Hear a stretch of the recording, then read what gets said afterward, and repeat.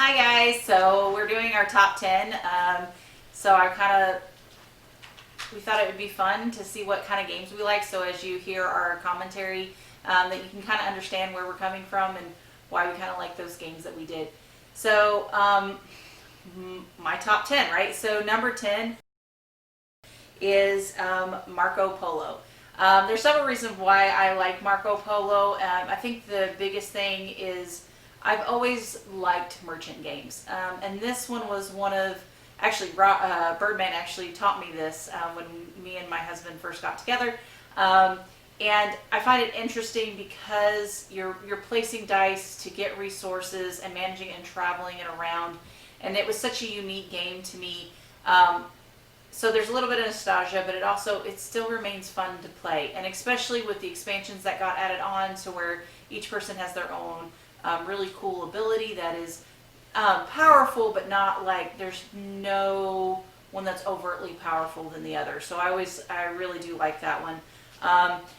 Then number 9 is It's a Wonderful World. You've actually seen our review on that, and I think it's mostly because it's a family favorite. I grew up playing a lot of different card games. That's actually one of the things that I grew up, playing so much. I played Magic. I was a Pokemon master way back when. So I really do enjoy card games. And this brings some of that, as well as that resource management piece, and kind of bringing that kid love of card games into the adult world. And I can play that with my children as well. So that's one of the reasons why I love that game. Number 8 is Curious Cargo. So that's a brand new one out this year. That it's a 2-player that I absolutely fell in love with. We also reviewed this one.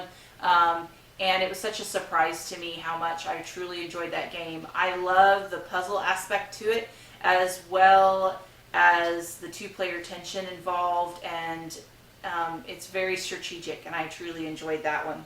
Number 7 is Whistle Mountain. Again, it's got that Tetris fit. Turns out I'm really loving those puzzle type games with that resource management combo, and I really think that Whistle Mountain hits that. Theme makes no sense, I think, if you've heard our review, but it does bring a lot of joy, and so I guess in that case theme didn't really matter. And then the next one up is Ladies and Gentlemen. So that's number 7. So this is actually a very unique game. I cannot wait to review this one. The reason why we haven't reviewed this one yet probably is because it is best with 6 to 8 players at least. So this game, you have actually 2 games going on. You have the boy side and then the girl side. So the boy side makes the money, and the girls are getting ready for a ball, but they're the ones responsible for victory points. So you have basically the boys gathering up money and resources, and the women's side, because we're buying ball gowns and things like that to create those victory points. I love it because it is a game that we play with typically your spouse. You don't have to. And if there's an odd player, they play the courtesan. And so it's very interesting with those rules. But it's fantastic to be able to play with your spouse and really hardcore game and win as a team. And so I really wish there were more games that were a little bit team-based, because most of the other team games that you see are like 4-player versus 4-player, but not 2-on-2 like that, or 2 with multiple groups of 2. And it's something I hope that I can see in some other games coming out. But as of right now, that's why I like Ladies and Gentlemen. And then there is Lorenzo.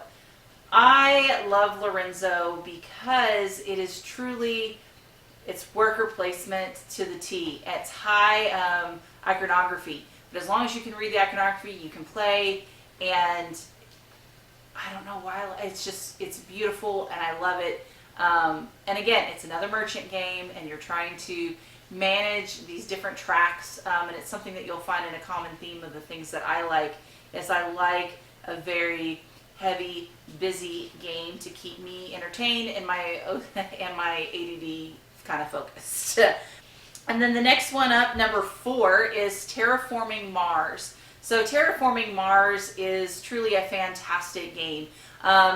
It has that card element, that engine building mechanic, as well as placing tiles, and it keeps you often engaged, where you can think out several moves ahead of the time, ahead of time, and so you don't get as much downtime, which is fantastic, which is why I really truly enjoy that game.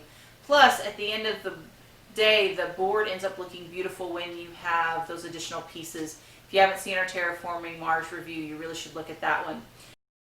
And then the next one up is Zulkin. We haven't done this one yet. I can't wait to do this one. This one also has another time element piece to it. So you place your workers down. They're on a timer or a gear, and as the every round the gear moves one gear, and so you choose your actions when you take off your workers. And so again, it's that time management piece that I absolutely love, along with the resource development. And again, you're building your Native American society that way and getting closer to the gods. So that one I found fantastic. The second one is Great Western Trail, number 2. There's multiple reasons why I like this one. Again, there's a lot of mechanics going on. You've got your deck building, you've got your building different buildings and locations.